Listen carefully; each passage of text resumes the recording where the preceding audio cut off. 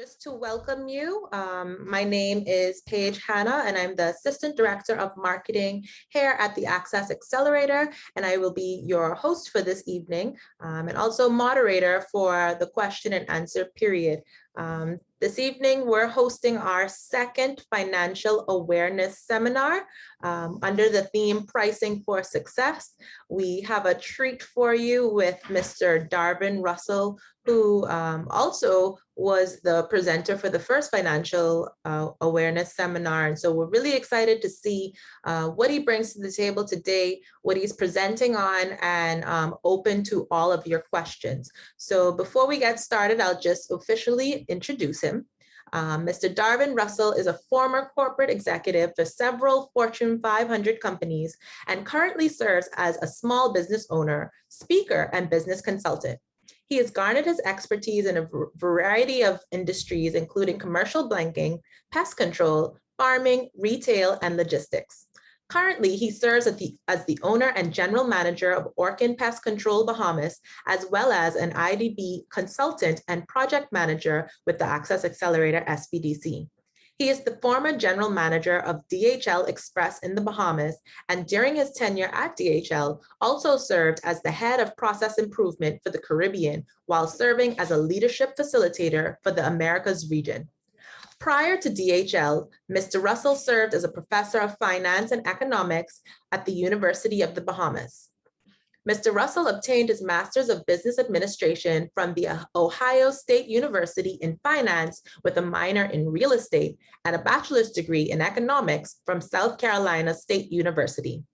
He is an avid reader, former talk show host, and debater, and can be found every Sunday faithfully attending Mount Tabor Church. Mr. Russell is a former lecturer at the University of the Bahamas, where he specialized in finance and economic courses. He is a regular public speaker at forums and workshops on entrepreneurship and business strategy.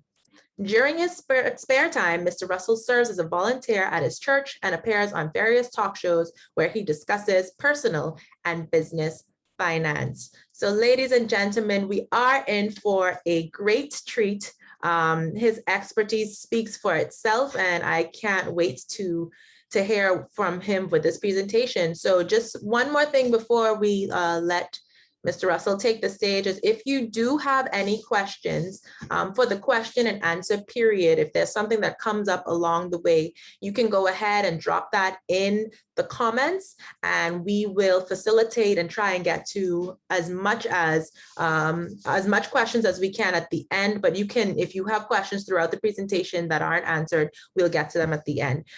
Without further ado, Mr. Darvin Russell, take the stage. Thank you, Paige. Good evening, everybody. Thankful Thursday evening. As Paige mentioned, I was the presenter for the previous discussion that we had earlier this year, and that one was talking about profitability. So some of you may have been on that session, so hopefully you enjoy the session tonight, where we're going to be talking about pricing. Pricing, of course, is oftentimes one of those challenges that business people have, trying to determine exactly how do I know whether or not I have priced my products to achieve profitability. And that's going to be the crux of our presentation and our conversation tonight. So let's get into it. I will share my screen. Let's talk pricing, folks. So tonight, we're only really going to talk about, we only got 2 bullet points to cover. And although they're quite heavy, it's only 2 of them. And the first one being, which pricing model best suits your business? We're going to talk about several of them tonight. And some of the things to consider when deciding what pricing model you should use is, one, the type of business or industry. We're going to talk about that in detail as we go through each of the models that we go through. The next thing that I want you to consider is I want you to think about the stage that your business is in, whether you're a startup, a mature enterprise, or whether or not you might be on the decline in your industry.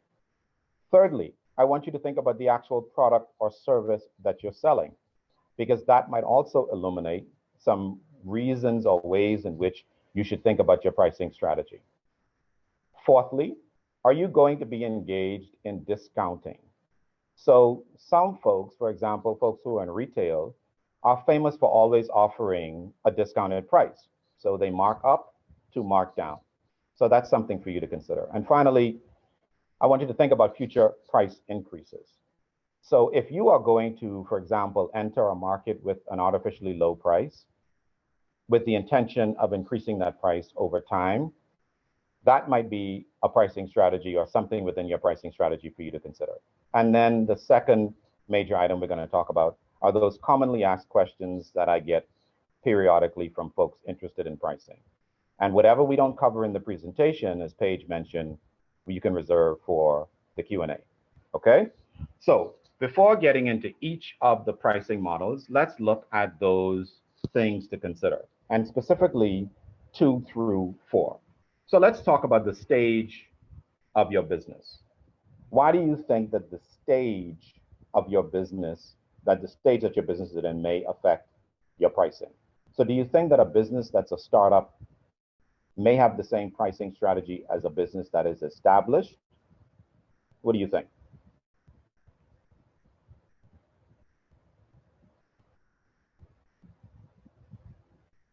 Sorry, are you asking me? No, I'm asking the audience if they Oh, if anybody can unmute. My apologies. Only us are on the call. They're on the Facebook live stream. Sorry. Okay, gotcha. Okay, so that's fine.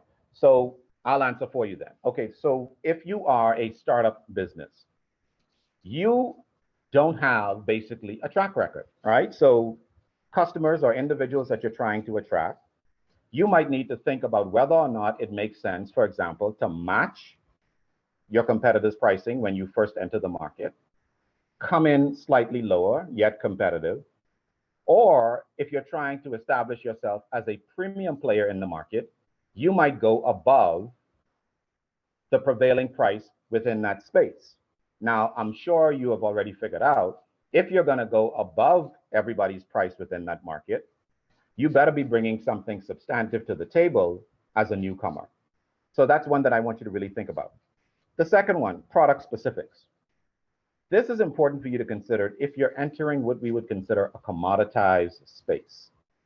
That means you're selling something that is difficult to distinguish from your competitors. For example, if you're selling gasoline, gas is gas is gas. So how is it that Rubis or Esso or Shell compete against one another if they're selling an identical product? How is it that Royal Bank and Scotia and First Caribbean compete against one another if they're selling money, right? Loans, all commoditized products. So if you're entering a commoditized space, you have to think about ways for you to differentiate yourself, a la service levels, a la how quickly you can, as it relates to service, how quickly you can serve your client compared to your competitors. Maybe in the gas station business, for example, whether or not you're going to have a convenience store attached to the gas station, or you're going to be a limited service provider. Thirdly, discounts. As I mentioned at the opening, are you going to introduce a pricing model where discounts are going to be part of your strategy? When you do this, usually these type businesses, they artificially hike up their prices, knowing full well that during strategic times, holidays, seasons, weekends, some event, they're going to always offer a discount to attract their clients. So think about that prior to deciding upon which strategy you're going to deploy. And then along that vein, future price increases. So if you know that you're entering the market with an artificially low price, only to increase it after you've gained a sufficient market share, that is something that you should also factor in when determining what pricing model you're going to use. All right, so let's talk about the ones that we're going to chat about tonight. So the first one is a cost plus pricing model. This one's kind of self-explanatory. So you factor in all of your costs, and then you add a markup, so a percentage above your cost to ensure a degree of profitability. That's what cost plus is. Value-based pricing, on the other hand, is when you look to determine that your perceived value is what you're trying to price the product for. Now, this is quite common, for example, for branded products. So, for example, all of us are either iPhone or Android users, as compared to maybe other generic. So let's use the brand. So Apple is one brand, and let's say Samsung is the Android brand that we're referring to. Those are branded products. There are also other branded Android products that don't offer or don't have the same cachet as a Samsung. So Samsung would be a valued priced company in that particular space. If you, for example, are in the food business, Bamboo Shack, the franchises, international franchises, would deploy value-based pricing because they believe that their chicken and fries, their hamburger and fries, offers you something of a greater perceived value than that chicken shack on the corner in your neighborhood. Make sense? Okay. Thirdly, hourly pricing. This is kind of self-explanatory. So if you're an attorney, an accountant, even for some people that may not be attorneys or accountants, other hourly pricing folks sometimes could be folks like me who are in pest control. That's one way for you to price your products. Not everybody does it that way, but that is an option. Other professional service providers also use hourly pricing as a part of as the type of pricing model that they choose to use. Fourthly, fixed pricing. This one is common amongst our landscapers. Somebody comes, your barbers, your hairstylists, they come and they tell you the haircut is $15, it's $20. To cut your yard is $100. That's a fixed-based pricing model. Now, while the cost may vary, while the cost of doing business may vary in a fixed pricing model, it doesn't vary so much that you disadvantage yourself by opting for that as your strategy. Fifthly, performance-based pricing. What's this? Well, I will charge you X only if I'm able to accomplish Y. That's performance-based. And then we talk about dynamic pricing. The airlines use this. So if you purchase your ticket 21 days before traveling, it's usually cheaper than if you purchase your ticket 7 days or 7 hours before traveling. So which pricing model is best for you? As we go in detail, we're going to talk about each of them even a little bit more. So over the years, these are some of the common questions that I've gotten. Some of these may be on your list already. Others we'll add to throughout the evening, and then I will add those questions to future presentations to further enhance so that we cover as much ground as possible whenever we talk about pricing again. So first one is, should I factor my salary in when pricing products or services? If you are an entrepreneur, you are probably a solopreneur, I should say more specifically. So you're the only employee of your business, or it's you and just one other person. Should you factor your salary into that? Something that we're going to talk about tonight. Should I pay myself a salary is another question, common question that we get. If I am a home-based business, how do I actually factor in my total operating costs in order for me to understand how important it is to price my products accurately?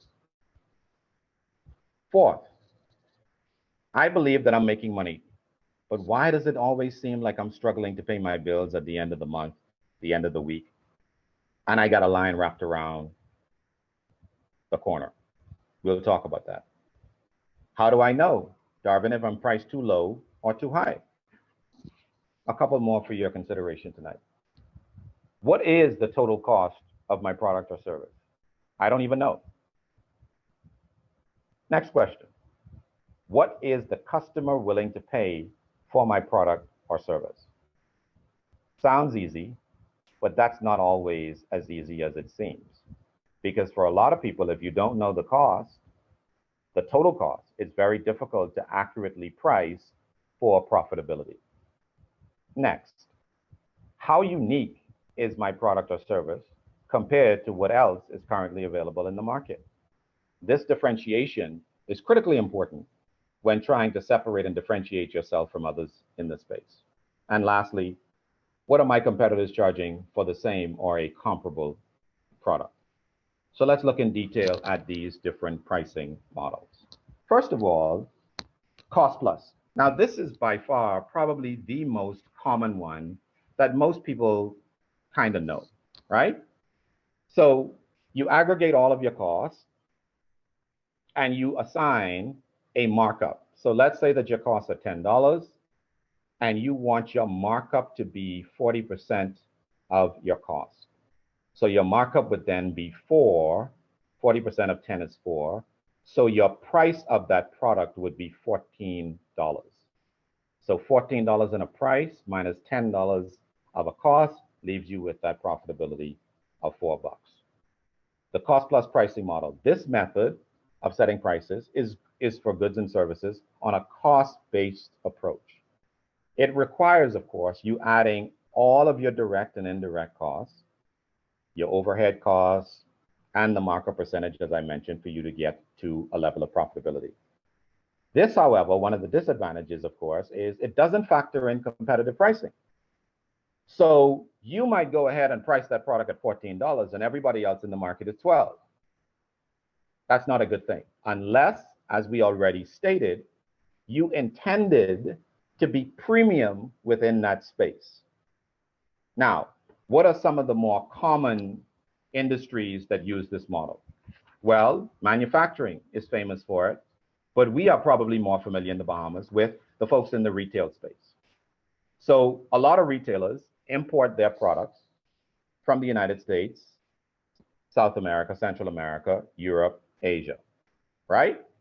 Total landed cost is, as we mentioned earlier, $10 for a product, or total cost, I should say, is $10 for the product.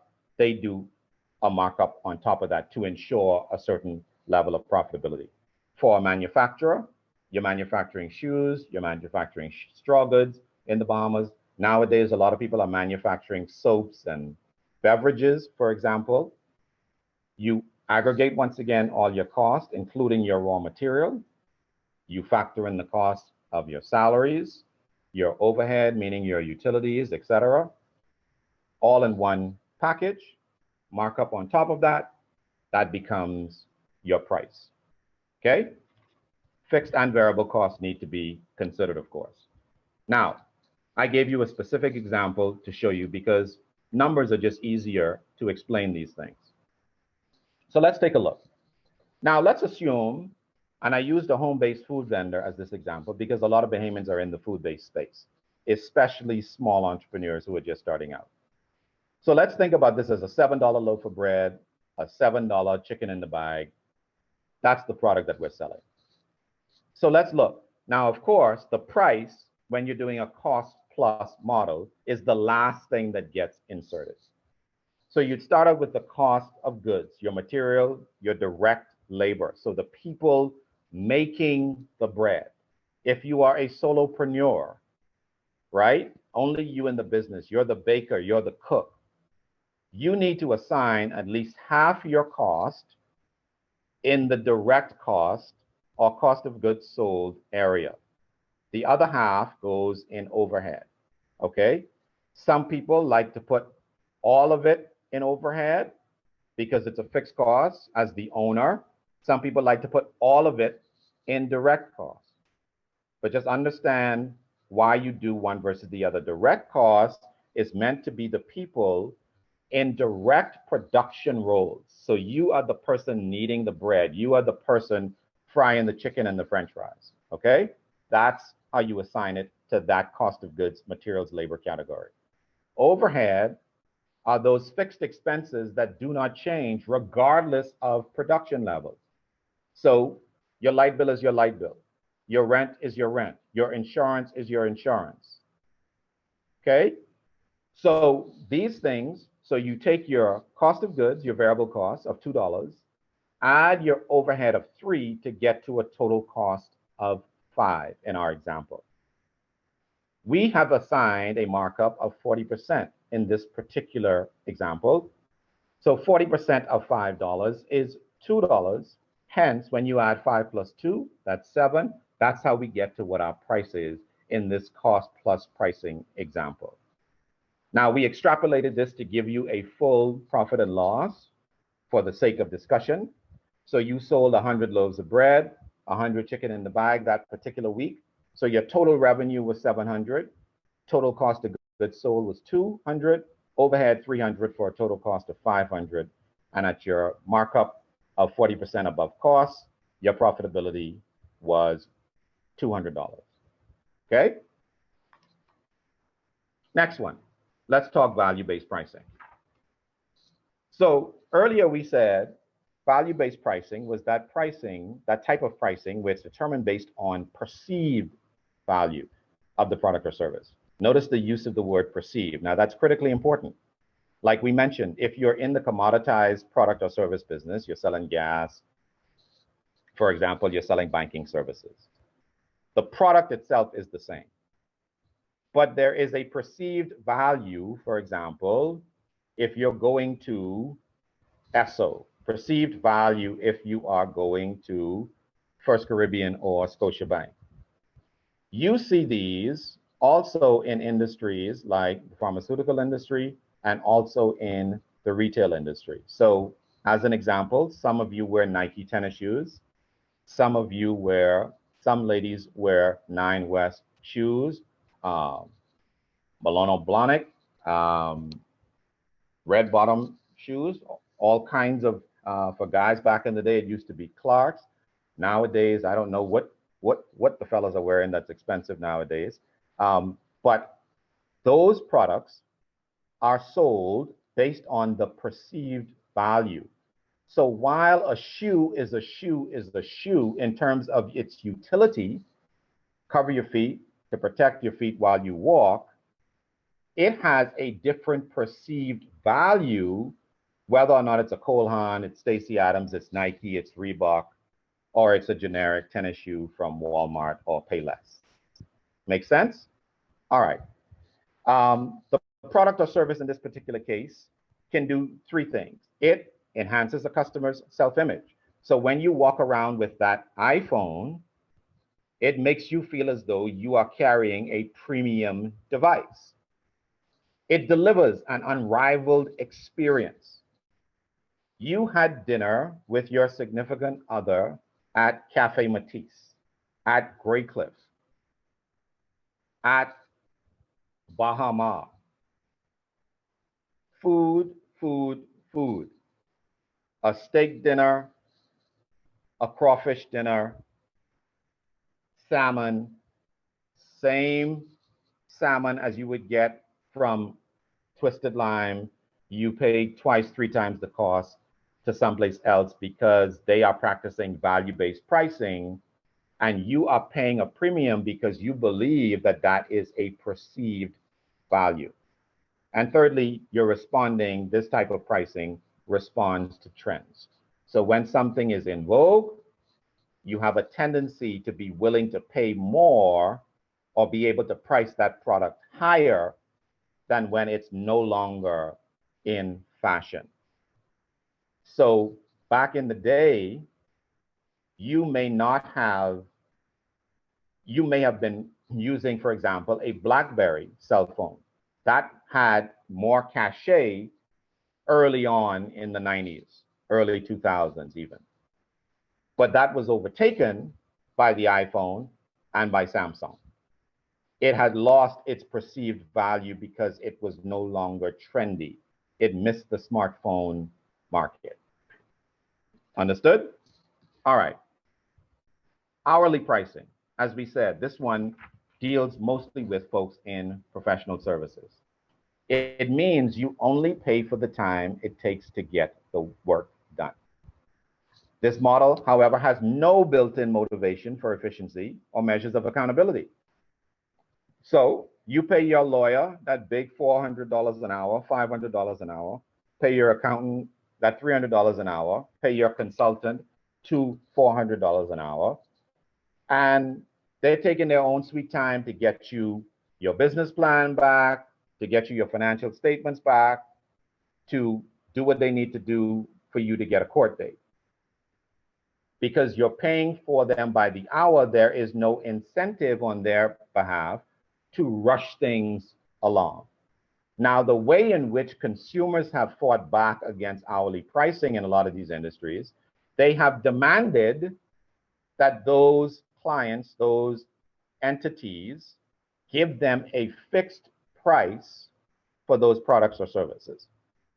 So you go to your consultant and you say, well, Darvin, this is what I would like done. I want from you a business plan for this particular business. Instead of telling me what your hourly rate is, what would you charge me to do a 10-page, 5-page, 15-page business plan with these components in it? And I would be able to offer you a fixed price, although usually my pricing is based on hourly consultation. And that leads us, of course, to the fixed-based pricing strategy. As we mentioned earlier, this would be for some people. Also could be considered some professional services. As I said, a lot of the hourly pricing folks still have to offer some type of fixed pricing depending upon client demand. So we mentioned the landscapers and we mentioned the folks in the hair business, right? So we said a masseuse is another good example. So massage, mani and pedi, $150, $200, fixed price. Now, here's something that you need to consider. Although your pricing is fixed in these industries, you have to bear in mind that there's still cost. Although it is a service, there's still cost to execute the service. For example, your landscaper has a lawnmower. He has a machete. He probably has a weed whacker. How does he factor that in to his pricing, although it's fixed? The guy who's cutting your hair, the lady who's cutting your hair, charging you $15 or $20. If they are shaving with shaving cream, that has a cost associated with it. If the person is a hairstylist, the perm that they're using, you're getting your hair colored, the color that they're using, the nail tech, the polish, the brand of polish that she's using. So bear in mind, while the pricing may be $50, $100 for that service, you have to be careful how much you're spending on the materials to execute that fixed cost, that fixed pricing strategy, so that you're not losing more money than you otherwise would. Because you're pricing based theoretically on the time it takes on average to perform this service. Hopefully that was clear. Okay?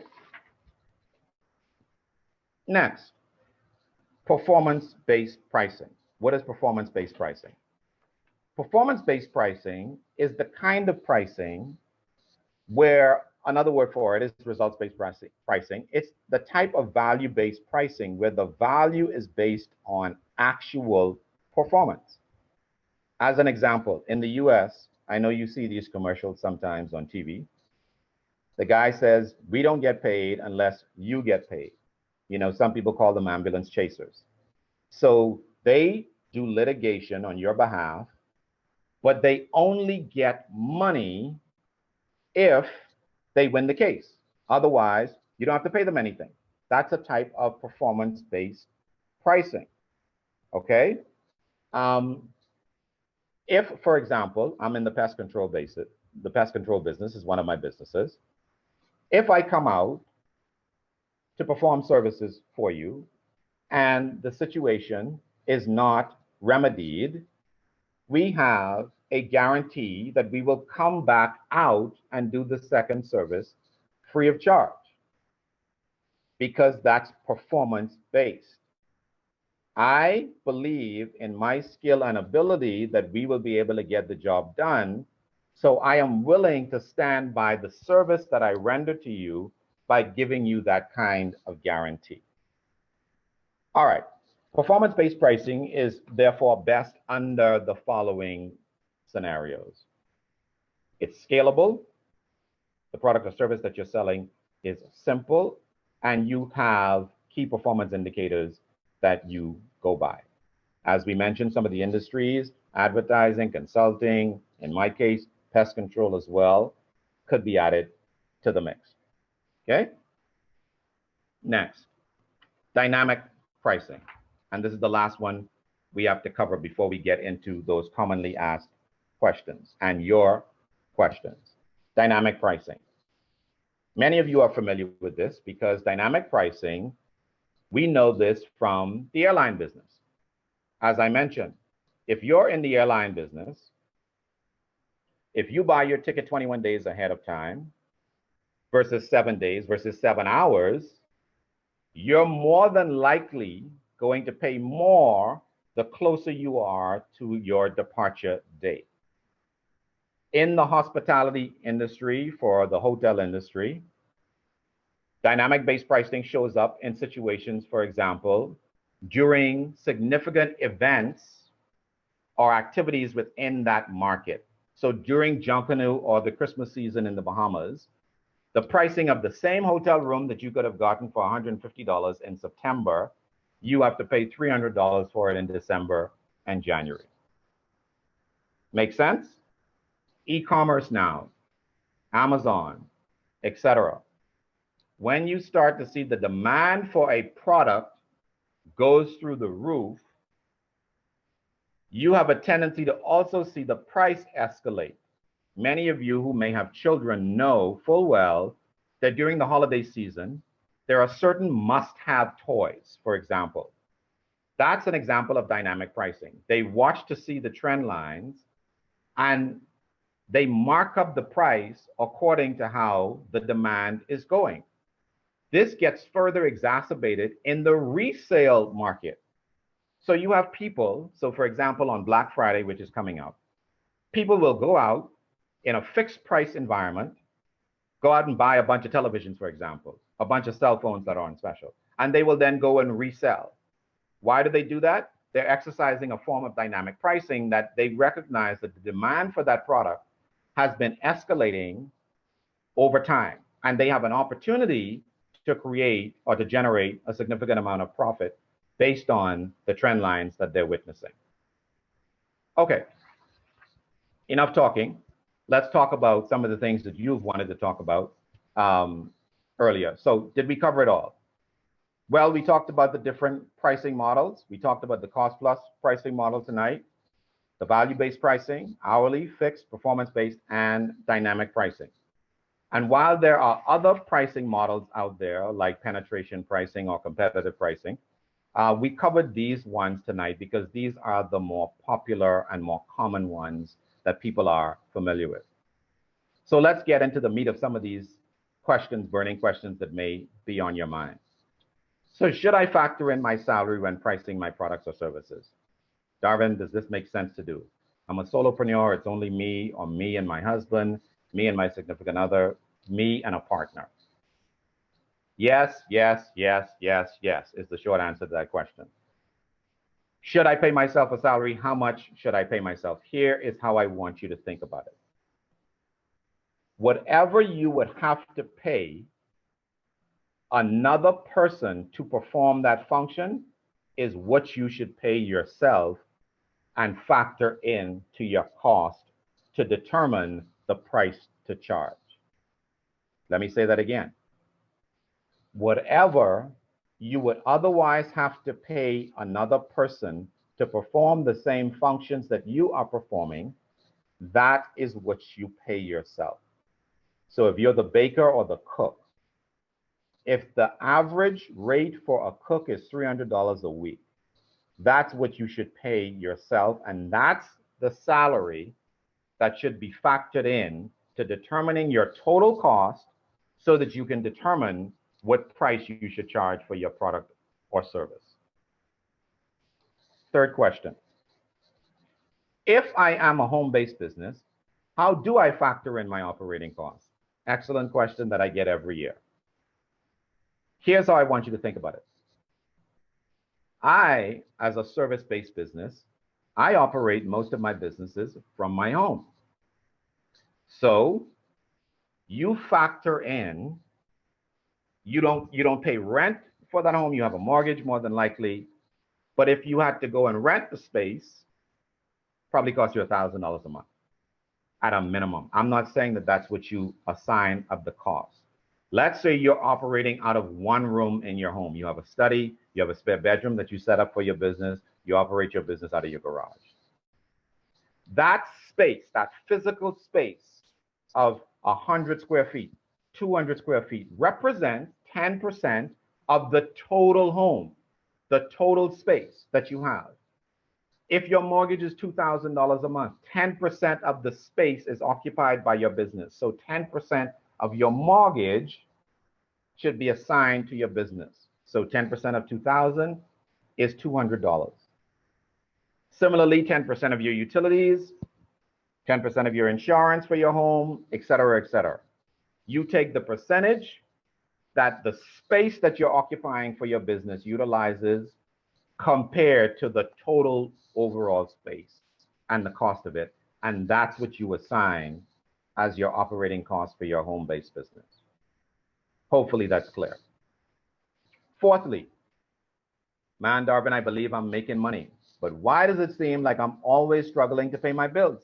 I never have enough money left over at the end of the week or the month when I do my accounting.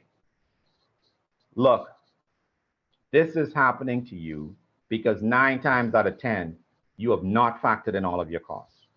You're priced too low. And the public knows it, and you're getting fleeced because of it. Your line is wrapped around the door, not only because you probably sell good food or you serve a good product or perform an excellent service, but it's because you're cheap, and you're too cheap, because you've essentially priced yourself to the point that you're not going to be profitable. And the purpose of our conversation tonight is to try to get you to be profitable and look at your pricing models and see if what you're doing makes sense. So when you see your inventory flying off the shelf, your chicken in the bag flying off the shelf, that loaf of bread that you make that everybody says is the greatest thing since sliced bread flying off the shelf, you never have enough. You're dog tired at the end of the night, the end of the week, and you got nothing left in the bank. You're priced too low. You're priced too low. No need to answer the next question because that example above just reflected how you're priced too low. But how do I know if I price too high? Well, the stuff's still on the shelf. That bread catch mold because ain't nobody coming to buy you a $7 loaf of bread when they can go around the corner and get it for $3.50. Okay? So if inventory is moving too slowly, one indication can be your price too high. But if your inventory, your products and services is too much in demand, too busy, and you're still not seeing any profitability, you're priced too low. Next page of questions. This is the last 4 that we'll cover before getting into your specific questions and answers that may not have been covered so far in the presentation. What's the total cost, including supplies and labor, of my product or service? Well, I believe we answered this one. We covered that in our example of cost plus markup. So if anybody wants me to illuminate some more, be happy to do so during the Q&A, but I think we covered that one. What is the customer willing to pay for my product or service? One of the ways that you can assess this, of course, is you can do market studies. You can look at your competitors and see what a comparable product or service is selling for. Now, if you happen to be one of those entrepreneurs that is in a very unique space, and you're the only one selling that product or service, market studies may be easier to look at to try to ascertain how you price your product or service. Or you look internationally where the product or service may be sold and offered and see if you can extrapolate that into the Bahamas' context for an accurate measure of pricing. Next question. How unique is my product or service compared to what is currently available? Well, a couple of ways for you to assess that. You can, first of all, survey your potential customers and ask them, what is it that they like about what you're intending to offer or currently are offering vis-a-vis what is available in the marketplace? And this, quite frankly, also will illuminate for you some ways in which you can attack the competition and adjust your pricing strategy to be even more competitive. The last question I'll cover tonight. What are my competitors charging for the same or alternate product? Well, that's easy. Pick up the phone and call them, do a drive-by, or do what I do. I have my spreadsheet when it comes to grocery, and I go and visit multiple stores, and I create my spreadsheet. so that I know where to go during my grocery shopping experience, because I'm tired of paying the kind of money that I spend on grocery. So that's how I do. And so if you do that as the grocery owner, that will allow you to position yourself most competitively against folks in the surrounding area. Okay? Now, any questions? How are we doing for time? All right, so we got 13 more minutes to the hour. We can open it up for questions, and I'll take some questions that we didn't cover, that I may not have covered. All right, Darvin, if you can, thank you for that. Very informative, very, it really does speak to your expertise, and it shows in the knowledge you've shared with us this evening. And so I would just ask if you could turn back on your camera so that now that we entered the question and answer, there we go. We can address the questions from the Facebook comment section. So thank you again, Darvin. Great presentation. To reiterate, for those who haven't seen, we will be uploading this presentation to our video library on our website under the resources tab. You could find this presentation and more at that video library. But now is the time to ask any of those questions that may not have been addressed. And to start it off, we have one question. It's kind of industry specific. So we had a question that says, I am in the tourism industry, about to open a guest house and restaurant. Okay. Should I also offer a local rate for Bahamian residents?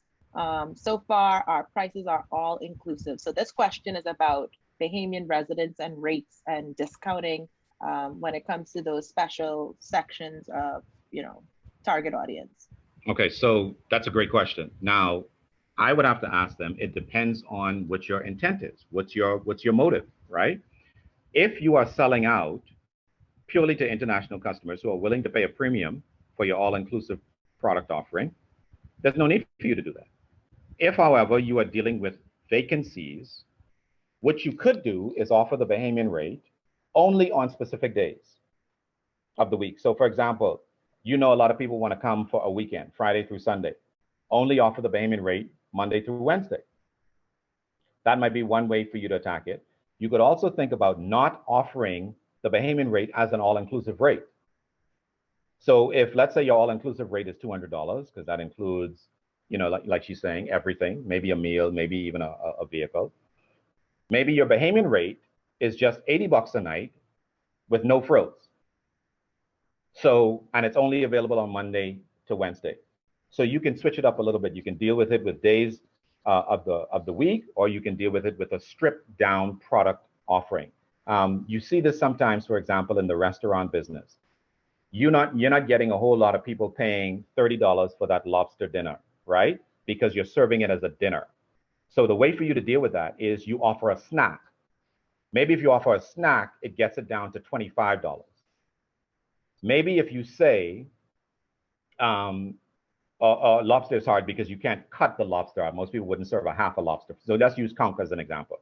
You go with a conch dinner for $20, a conch snack for $15, but you can take the same product and offer a mini conch for $7 or $10.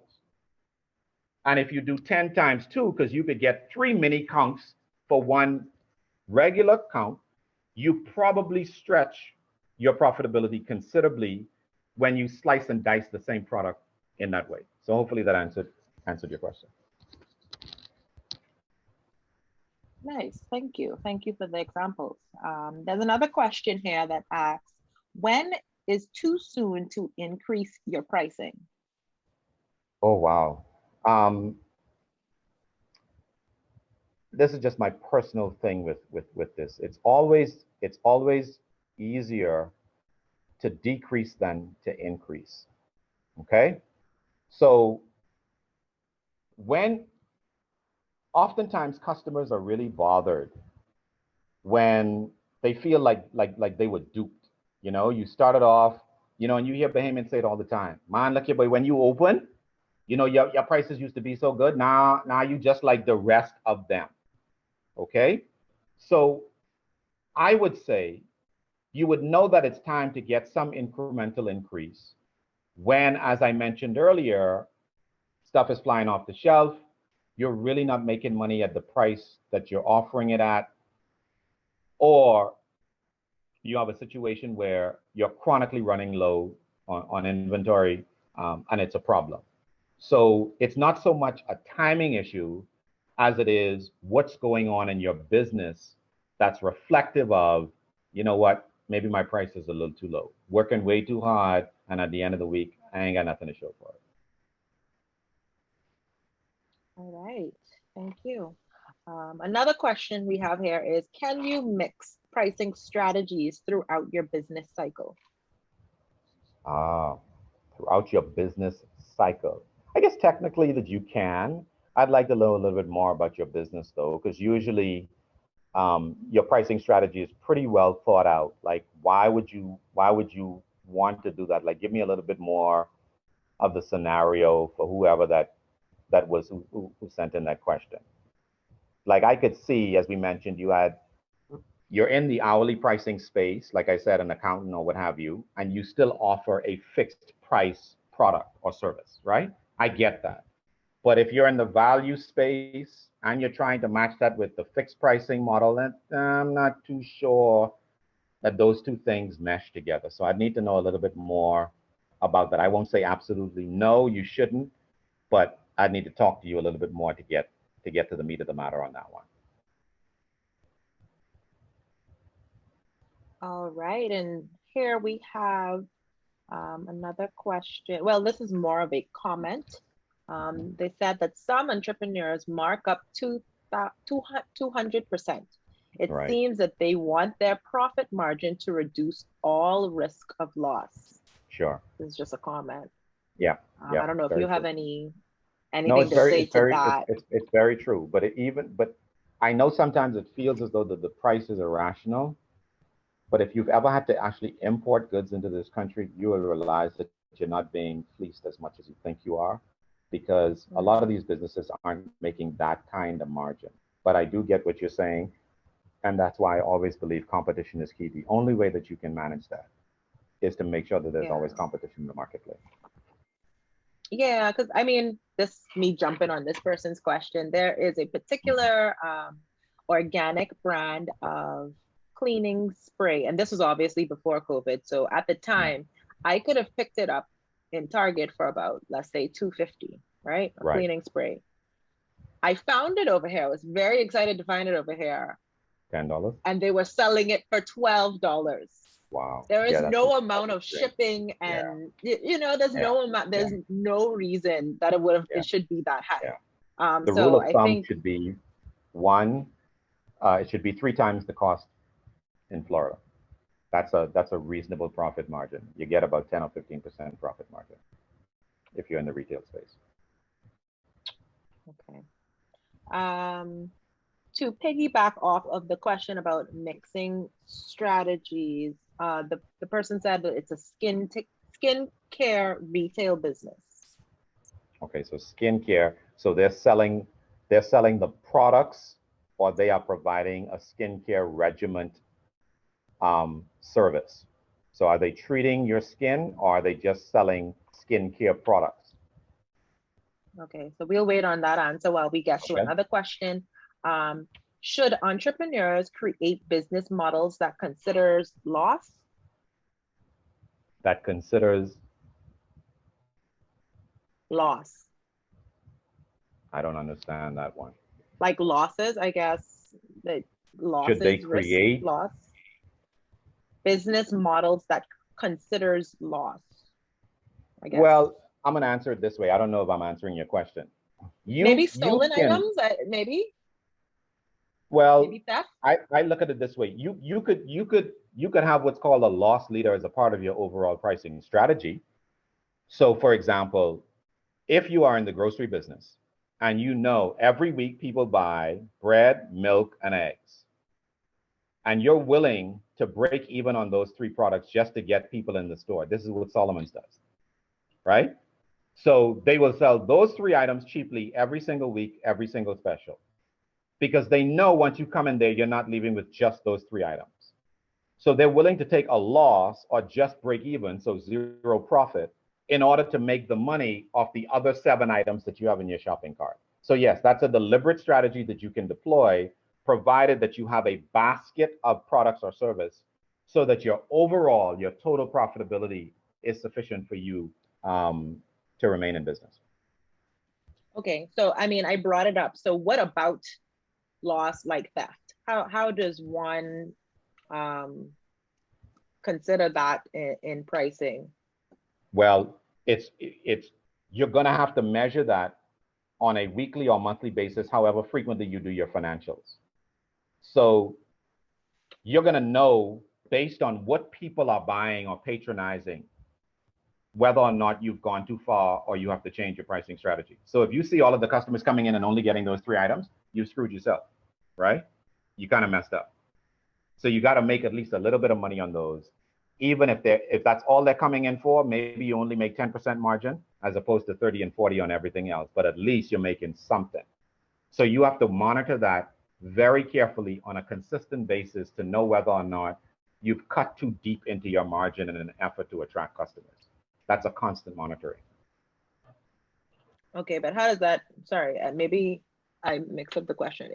If you're having an issue with theft, like how do you, how do you take into account, like that's a different question. Okay. Yeah. So usually there is an average rate that's calculated for most businesses. So it's called shrink, okay, in the industry. So if you have shrink above 1%, you have a significant problem.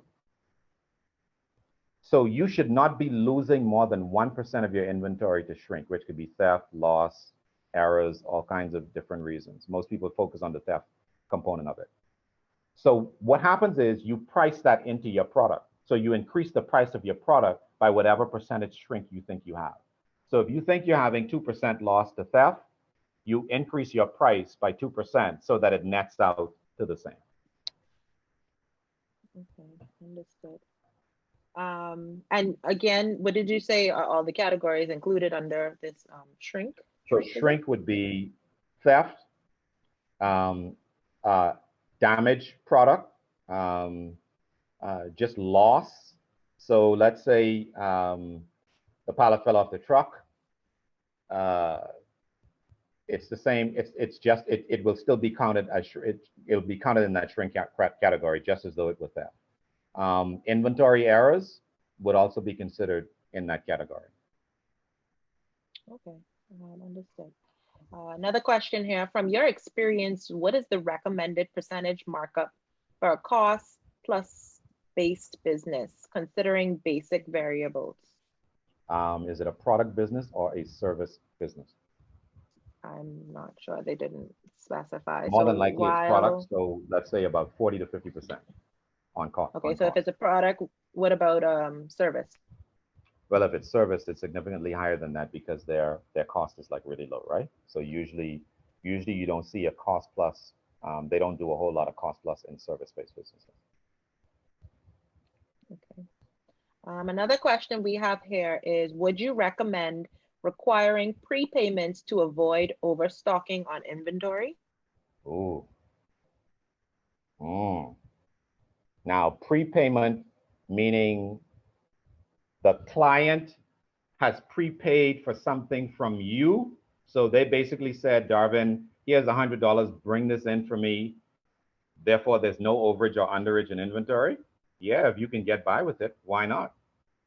But I, as a customer, I'm highly unlikely to do that when I can go around the corner to your competitor and buy it off the shelf, right? So you got to be careful with that. So if you're going to do that, chances are that's going to be more successful if you're selling packaged products. So if you're combining some things together, this is your $100 box, right? I might be willing to wait on that $100 box because it has exactly what I want or 80% of what I want, and I can't beat that price from the competitor. So yeah, I'll wait on that, and you could have this $100. You could hold on that. But people are getting more and more skeptical of prepaying for products or services. There's just too much scamming going on right now. Understood. Another question we have here is, how do you handle competitors entering the market well below your prices? Yeah, What's this your is tough. advice on price pivoting? Yeah, this is really tough because um, you have to stay in long enough to survive, right? So, um, look, nobody wins a pricing war. If you try to go into the game and match them and they are that much lower than you both are going to go out of business. Or the one that survives is going to be the one with the deepest pockets who's willing to lose the most money in the short term. So here's what I would say. If you can slice and dice your product differently, this is where being small and nimble pays off. As I mentioned with the count snack example, you offer a mini count, you offer a count dinner, you offer a grill count. You have to stay ahead of them in your product offerings. Now, if you're in a pure retail space, you guys are selling the same True Religion jeans, Nike tennis shoes. That's just tough. You're just that's tough. I would just stick with my pricing, increase and amplify my marketing strategy, try to do other things, my service levels, offer free delivery, make it easier to pay, all kinds of different service type add-ons to differentiate myself from the competitor. But to go down to their price, and that's you're in a one product business, that I wouldn't recommend doing that. Yeah, that was a good suggestion of the add-ons, the free delivery, those kind of like customer service. We'll That's check how I in do and it. stuff. I have a Those are, farm, so I'm in the egg business, yeah. and people are always trying to undercut you with egg pricing, but I offer free deliveries, and my customers love it. Mm, nice. All right. So we have another questionnaire from the same guest. You also Mhm. mentioned the price customers are willing to pay. What is Yeah. your advice for items that have drastically increased to pandemic price hikes? Do you adjust prices in these cases? Who is you in that scenario? You're a competitor, or you are?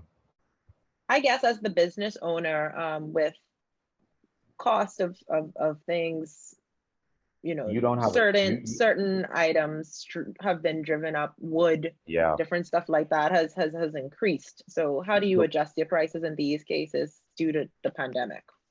so what's going on right now? I was talking to a client of mine who's in retail, and he said that his freight rates have tripled. Now, he obviously can't double his prices because people just stop shopping, right? But he also can't continue to absorb that kind of impact on his costs. So you're going to have to gauge how much of it you can eat and how much of it you have to pass on. This is where monitoring what your competitors are doing is important. You also have to bear in mind, though, that you don't have to capitulate, because this is where the great businesses gain market share during turbulent times like these.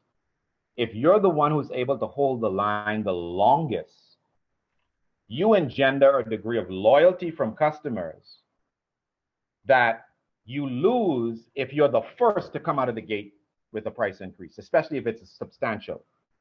But you can't be completely unwise and just continue to take those kinds of hits on your bottom line with prices escalating seemingly out of control. All right.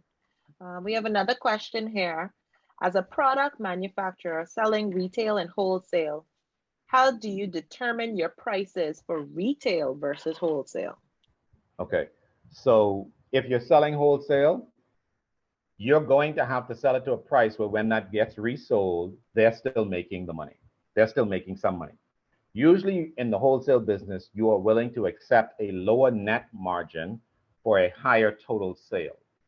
So your total sale is $100, you're willing to accept $10 in profitability, as opposed to the retail guy who is generating $50 in revenue, and on a margin basis, he's making $10, right? So you just have to understand the dynamics of both markets. I, for one, like for an entrepreneur to choose the lane, choose which one you want to be in, because it can get convoluted trying to play both sides. because you're trying to get the benefit of both sets of customers. Decide if you want to be a wholesale provider. It's less stress, it's less work, and it's less cost, but it's also lower margin. And that's oftentimes okay.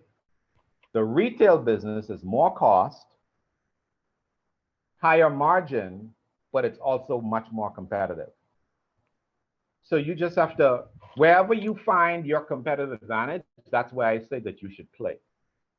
But to try to do both of them, I think you compromise one or the other. But some people can do it. So I see that the questions have somewhat slowed down. If we have any final questions, I ask that you put it in the comment section now. Darvin, before you go, I know you had your contact information up. Could you just type that in the chat so I could copy and paste that over to the comment section? And then I just would like it if you could give us any last words, you know, as a person who has had a business and failed, a entrepreneur, you know, all of this information has been very, very helpful. And so just your closing words to these small businesses, these business owners in a pandemic, you know, climate. Absolutely. Shipping is, you know, seems like it's going insane right now. What is your final advice to these business? Well, wait, before you give your final advice, I have another question before we get to that. So you could think on that. Sure. The reason my question is concerning loyalty program pricing factors. Wait, sorry, maybe I missed it. There was a question about loyalty factors. I'm sorry, Celie, Mr. Ian, could you repost it? I think I may have missed your question because I didn't see it. But they're basically asking about loyalty program pricing. Loyalty programs are very good to capture a consistent client base, whether it's Super Value's use of quality stamps. In the US, when you go in Publix, it's tied to your Publix card where you get your coupons off of certain products or purchases. Those are excellent programs to engender customer loyalty. Usually you think about a percentage discount to ascribe to a loyalty program. So for example, the Save a Check program by Super Value is 2% off of your cumulative purchases, right? So you get 2% of your purchases in stamps, in the equivalent in stamps. Not a whole lot, but people accumulate them and do that once a year bulk shopping, and they feel as though they've gotten value for money, right? So they're excellent programs, highly recommended. Okay, so the question that they had asked is what factors to consider, I guess, if you want to get into loyalty programs. Like, is that something you just do, or is there something that says, okay, now is the time to do this? You think about whether or not you are in a commodity space, right? The more commoditized your business is, the better, more sense a loyalty program. If you're already in a differentiated business, or product or service, it's less likely that you would need to do that unless it is part of your strategy to generate a loyal following and enhance your profitability. It's a great profitability enhancer. So it all depends on what it is you're trying to accomplish at the end of the day. All right, thank you for that. I would have just dropped Darvin's email address and phone number in the comment section if you want to reach out to him directly. Also, again, this presentation will be on our Facebook page. It will be uploaded to our website as well under our resources tab.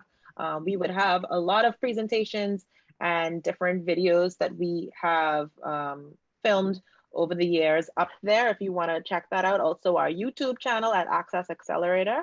So just to address that question, we do have one more question, Darvin, before we wrap up. Sure. Kevin asks, what do you consider to be the best marketing or advertising outlets for value and return on your investment? I'm a Facebook junkie, so I love Facebook advertising. It's been very successful for me in my businesses. Um, I guess Instagram as well, but I like Facebook way more than Instagram. Um, you have to test them out. I have found that traditional media does not yield a great return from me, so I don't do a whole lot of traditional media advertising anymore. But the best form of advertising still to this day, even in the technology era, is still word of mouth and customer referral. Uh, you are more likely than not to win 90 to 100% of the business if a customer refers a client to you. It's just invaluable. So whether or not you encourage your customers by providing them a discount off of future services to get that referral, however you choose to do it, there are many ways you can go read up on it from all of these marketing gurus on how to do it. But yeah, there are many ways. But to answer your specific question, yeah, I'm a Facebook guy. Um, Radio more so than television. Um, but they both are just so expensive that, I'd stick with social media unless you're not getting any return from social media advertising. And before I spend that kind of money on radio and TV, I would go and hire a social media manager freelance to see if I'm doing something wrong with that strategy, because that's still infinitely cheaper than one ad placement on television or radio. Yeah, it's just crazy.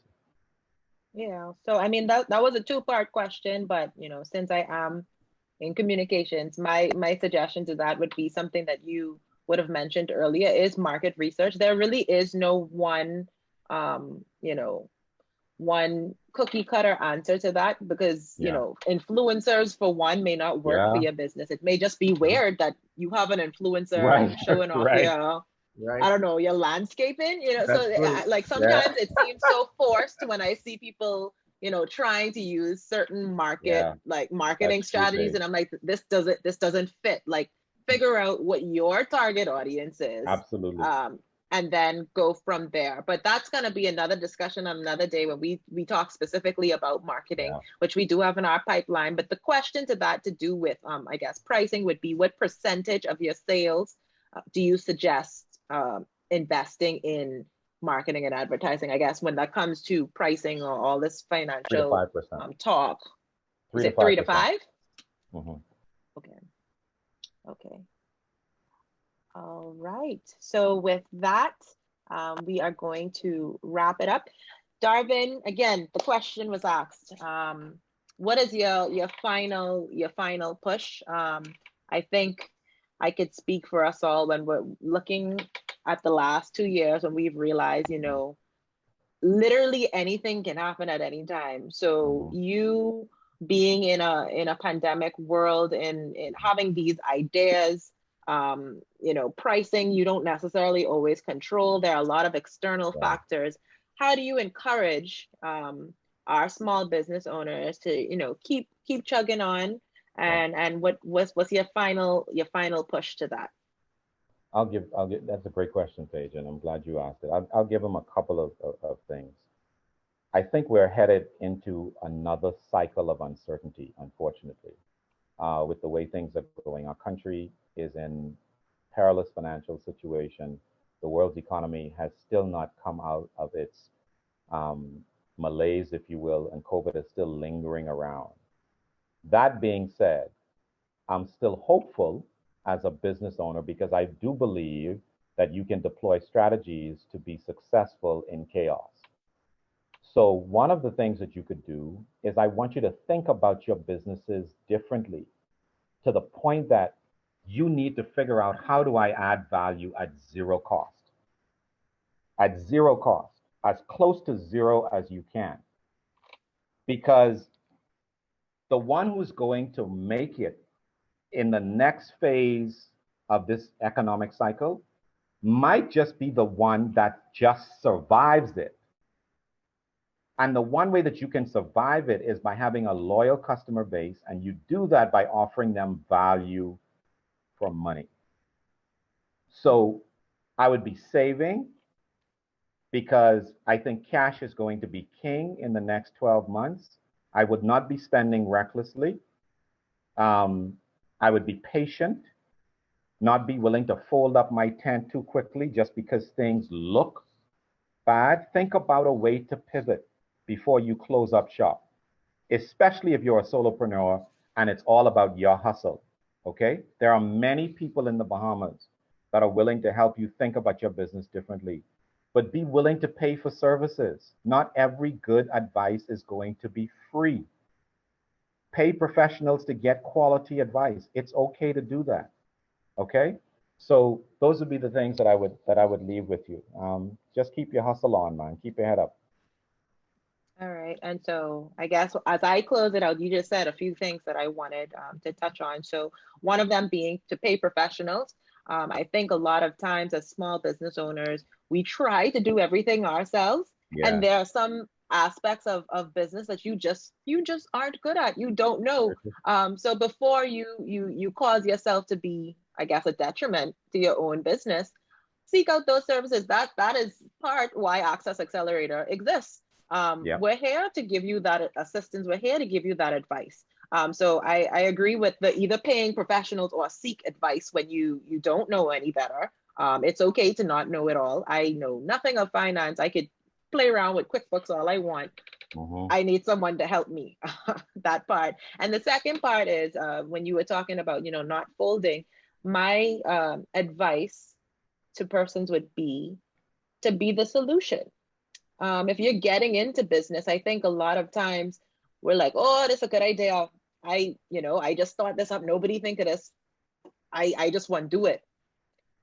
Without that market research and all of that, you may be creating a product that no one wants. Versus looking in a climate right now where there are a lot of problems. Provide that solution. Why you think all these delivery services and these apps and these food deliveries pop up? 2-3 years ago, we didn't have that. All of a sudden, we have like 5. You know what I mean? And people using them all the time. So my suggestion or my advice would be the solution. You find a problem, be the solution. We have plenty problems right now. Find a solution to it. And so that's my little marketing tip to add on the end there. But this was a great exchange this evening. We thank you all for staying on. Y'all stayed on the whole time. Thank you. This was, a really good exchange. So once again, yeah, man, thank you so much, Darvin. We always appreciate you for your advice. We have to circle back at this again sometime. But with that said, folks, you can find this presentation. It will be, properly edited, cut, re-uploaded onto our website, which is at accessaccelerator.org. You will find it under the resources tab. It's in our video library. It'll also be on our YouTube channel where you can find us at Access Accelerator. And if you just have a question, you can hit us up, message us on Facebook. You can check out our ticketing system on our website, the Help Center, contact us, WhatsApp us, call us. We are here to help you. We're not here to harm you. We're not here to stunt your business. We believe in small business development. And so allow us that chance to do so. And so thank you all for joining. Thank you once again, and we will see you all next time. Bye, everybody.